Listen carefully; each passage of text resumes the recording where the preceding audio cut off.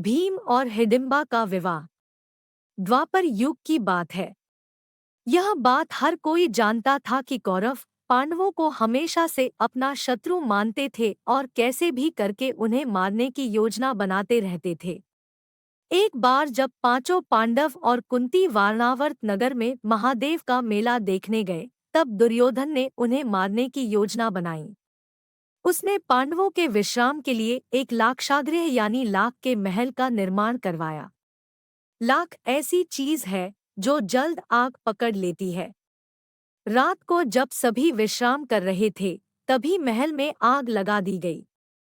पांडवों को इस बात का पता पहले से ही चल गया था, इसलिए उन्होंने महल के अंदर सुरंग बना दी थी और वो सभी उस सुरंग के रास्ते सुरक्षित बाहर निकल गए।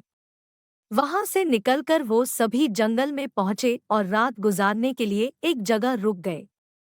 भीम ने कहा कि आप सभी सो जाइए, मैं यहाँ पर पहरा देता हूँ।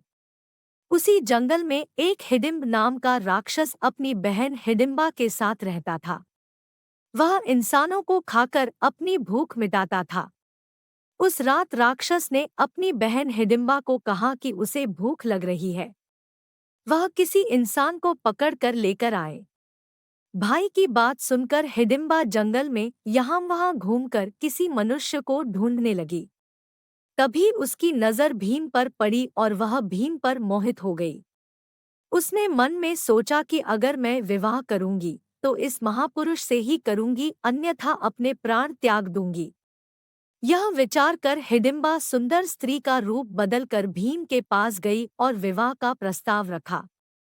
जब इस बात का पता उसके राक्षस भाई को चला, तो वह अपनी बहन को मारने के लिए दौड़ा।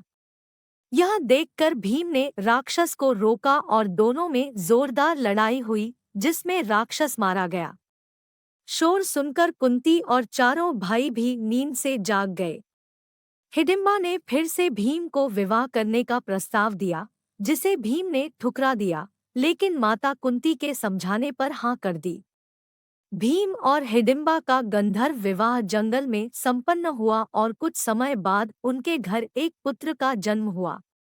उसका नाम घटोत्कच रखा गया।